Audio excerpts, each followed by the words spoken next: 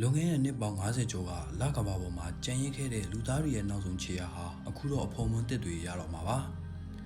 ဒီစကားစုဟာတာမန်စကားလုံးတွေမဟုတ်ပါဘူး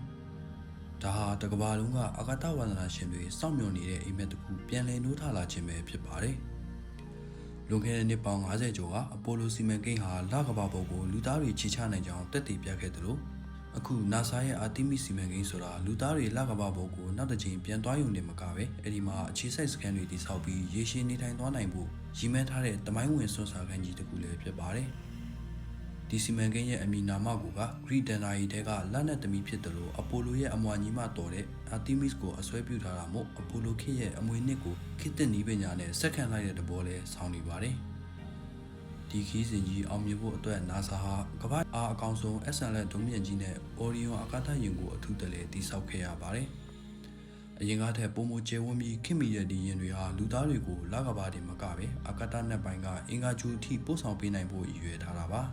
။ Artemis စီမံကိန်းရဲ့ထူးခြားချက်ကတော့တမိုင်းတစ်လျှောက်လကမ္ဘာဘုတ်ကိုပထမဆုံးအမျိုးသမီးအာကာသယာဉ်မှူးနဲ့ပထမဆုံးသောလူမဲအာကာသယာဉ်မှူးတို့ကိုဆေးလွတ်သွားမှာဖြစ်လို့လူသားအလုံးရဲ့တန်းတူညီမျှမှုကိုပါကမ္ဘာကျော်အောင်ပေါ်ဆောင်နေပါတယ်။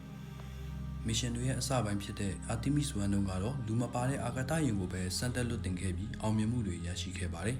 ။အခုလက်ရှိမှာတော့ Artemis 2 mission ဟာတကမ္ဘာလုံးကိုရင်ကုန်စေခဲ့ပါပြီ။အာကာသယာဉ်မှူး၄ဦးတိုက်ရိုက်လိုက်ပါသွားခဲ့ပြီးလကမ္ဘာရဲ့တစ်ဖက်ခြမ်းအထိပတ်ပြီးပြန်တန်းကကမ္ဘာပေါ်သို့ချောချောမွေ့မွေ့ပြန်လည်ရောက်ရှိနေပြီဖြစ်ပါတယ်။ဒါဟာကျွန်တော်မျိုးဆက်အတွက်တကယ့်ကိုရင်ကုန်စရာတမိုင်းဝင်ဖြစ်ရကြီးတစ်ခုပါ။ဒီခီးစဉ်ကနေတဆင့်ရရှိလာတဲ့အတွေ့အကြုံတွေဟာလာမယ့် Artemis 3 mission မှာလူသားတွေလာမျက်နှာပြင်ပေါ်ကိုအခြေချဆင်းသက်နိုင်မှုအတွက်အရေးကြီးဆုံးအထောက်အထားတွေဖြစ်လာမှာပါအထူးသဖြင့်သိပ္ပံပညာရှင်တွေဟာလာရဲ့တောင်ဘက်ဝင်ယူစွန်းဒေတာကိုအဓိကပြစ်မှတ်ထားနေကြပါတယ်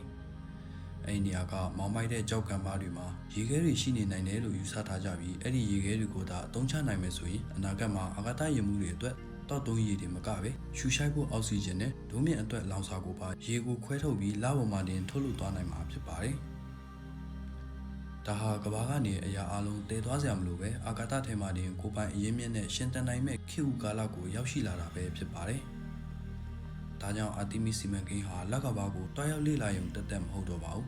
။ဒါဟာလူသားတွေကမ္ဘာမြေကိုကျော်လွန်ပြီးခြားကျူတွေပေါ်မှာပါနေထိုင်သွားလာနိုင်မဲ့ဂျိုးချင်းချင်းကူးတန်းသွားလာနိုင်တဲ့မျိုးနွယ်စုအဖြစ်ပြောင်းလဲဖို့ကြိုးစားတဲ့ပထမဆုံးခြေလှမ်းကြီးဖြစ်ပါတယ်။လကမ္ဘာကိုအာကာသအခြေစိုက်စခန်းတစ်ခုလိုအသုံးချပြီးအင်္ဂါဂြိုဟ်စီခီးဆက်မဲ့လူသားတို့ရဲ့အိမ်မက်ဟာ Artemis mission ရဲ့အောင်မြင်မှုနဲ့အတူတဖြည်းဖြည်းလက်တွေ့ဖြစ်လာနေပြီဖြစ်ပါတယ်။